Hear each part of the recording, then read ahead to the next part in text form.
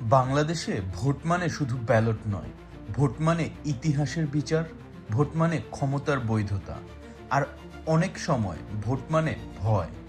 12ই ফেব্রুয়ারি 2026, একই দিনে জাতীয় সংসদ নির্বাচন, একই দিনে গণভোট। কিন্তু এই ভোটে সবাই নেই। কেউ প্রার্থী হতে পারবে না, কেউ ভোট দিতে পারবে না, একটি বড় দল ব্যালটেই থাকতে পারবে না। এই নিয়মগুলো হঠাৎ আসেনি, এগুলো তৈরি হয়েছে বছরের পর বছর ধরে জমে থাকা প্রশ্ন, ক্ষোভ আর ব্যর্থতার ভেতর দিয়ে। আজ আমরা শুধু জানবো না কে ভোট দিতে পারবে, আজ আমরা বুঝবো বাংলাদেশের নির্বাচন ব্যবস্থা কেন এই জায়গায় এসে দাঁড়ালো। বাংলাদেশের ত্রয়োদশ জাতীয় সংসদ নির্বাচন হচ্ছে এমন এক সময়ে যখন দেশ একটি বড় রাজনৈতিক ধাক্কার মধ্য দিয়ে গেছে। 2024 সালের 5ই অগস্ট ছাত্র জনতার গণ অভ্যুত্থানে আওয়ামী লীগ সরকারের পতন হয়। এরপর অন্তর্বর্তী সরকার, তারপর দীর্ঘ সংস্কার আলোচনা, আর এখন ভোট। গত দেড় দশকে বাংলাদেশের নির্বাচন মানেই বিতর্ক। 2014 সালে ভোট হয়েছিল অংশগ্রহণ ছাড়া, 2018 সালে ভোট হয়েছিল কিন্তু আস্থা তৈরি হয়নি, 2024 সালে ভোট হয়েছিল কিন্তু মানুষ বিশ্বাস করেনি। এই অভিজ্ঞতার পর 12ই ফেব্রুয়ারি নির্বাচনকে বলা হচ্ছে রিসেট ইলেকশন। কিন্তু রিসেট মানেই কড়া নিয়ম, আর কড়া নিয়ম মানেই সবাই সমান নয়।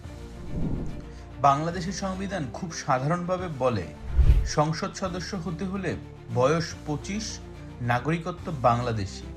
কিন্তু বাস্তবে সংসদ সদস্য হওয়া শুধু বয়সের প্রশ্ন নয়, এটা ক্ষমতা, স্বার্থ, আইনের সংঘাতের প্রশ্ন। এই কারণেই সংবিধান আর আরপিও বলছে যদি কেউ রাষ্ট্রের সুবিধা ভোগ করেন তাহলে একই সঙ্গে রাষ্ট্রের আইন বানানোর জায়গায় বসতে পারবেন না।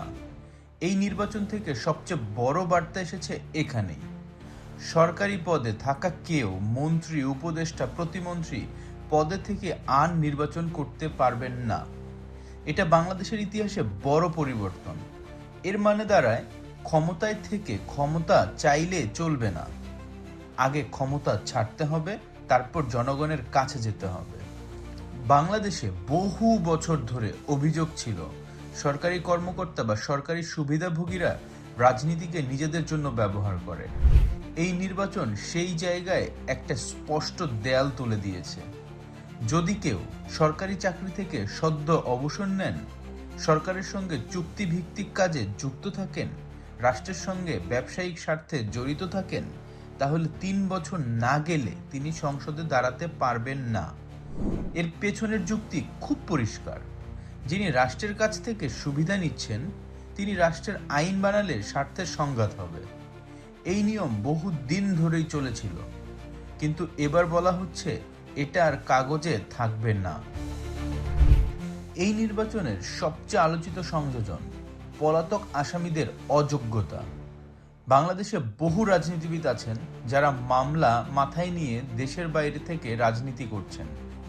সংশোধিত আরপিও স্পষ্ট বলছে যদি আদালত কাউকে পলাতক ঘোষণা করে তাহলে তিনি আর প্রার্থী হতে পারবে না। এটা শুধু নির্বাচন নয়, এটা আইনের কর্তৃত্ব প্রতিষ্ঠার প্রশ্ন। অনেক বিশ্লেষণ বলছেন এই নিয়ম কার্যকর হলে বাংলাদেশের রাজনীতির চরিত্রই বদলে যেতে পারে। বাংলাদেশে ভোটাধিকার খুব সহজ মনে হলেও আইনের চোখে এটা শর্ত সাপেক্ষ। 28 বছর হলেই ভোট, এই ধারণা পুরো সত্য নয়। যদি আদালত কাউকে মানসিকভাবে অপকৃতস্থ ঘোষণা করে, যদি কেউ দেউলিয়া হয়ে দায় মুক্তি না পায়, যদি কেউ বিদেশি নাগরিকত্ব নেয়, তাহলে ভোটাধিকার থাকে না। কিন্তু এবার সবচেয়ে বড় পরিবর্তন এসেছে আন্তর্জাতিক অপরাধ ট্রাইব্যুনালের রায়ের মাধ্যমে। 2025 সালের নভেম্বর ট্রাইব্যুনাল রায় দেয় গত বছরের মানবতা বিরোধী অপরাধের মামলায়। এই রায়ের আইনি প্রভাব শুধু শাস্তি নয়, আইন বলছে দণ্ড বহাল থাকলে ভোটার তালিকা থেকেই নাম বাদ যাবে। এর মানে ভোট দেয়া যাবে না, প্রার্থী হওয়া যাবে না। বাংলাদেশের ইতিহাসে এই প্রথম একজন সাবেক প্রধানমন্ত্রী ভোটার হিসেবেই অযোগ্য হওয়ার ঝুঁকিতে। এটা রাজনীতি নয়, এটা একটা ইতিহাস। এই নির্বাচন প্রথমবার প্রবাসীদের ভোট দিচ্ছে। পোস্টাল ব্যালট এক বড় অগ্রগতি, কিন্তু দ্বৈত নাগরিকদের জন্য বার্তা স্পষ্ট। ভোট দিতে পারবেন কিন্তু আইন বানাতে পারবেন না, কারণ রাষ্ট্র বলছে যার আনুগত্য দুই দেশে তার হাতে রাষ্ট্রের চাবি দেওয়া যাবে না। বাংলাদেশের নির্বাচন ইতিহাস আমাদের একটাই শিক্ষা দেয়, নিয়ম ছাড়া নির্বাচন মানে অস্থিরতা। 1996 সালে নির্বাচন হয়েছিল, কিন্তু সরকার টেকেনি। 2008 সালে নির্বাচন হয়েছিল, কারণ নিয়ম মানা হয়েছিল। 2014, 18, 24 নিয়ম ভেঙেছে, আস্থা ভেঙেছে। এই কারণেই 2026 সালের নির্বাচন আইনের উপর দাঁড়াতে চায়। 12 ফেব্রুয়ারির নির্বাচন শুধু ক্ষমতা বদলের ভোট নয়, এটা পরীক্ষা। আইন কি এবার সত্যিই সবার জন্য সমান? রাজনীতি কি নিয়মের ভেতরে আসবে?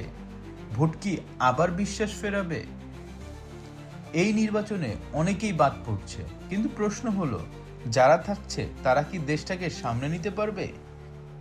কারণ ইতিহাস বলে ভোট শুধু সংখ্যা নয়, ভোট ভবিষ্যৎ। আপনি কি ভাবছেন নিচে কমেন্ট করে জানাবেন। ধন্যবাদ।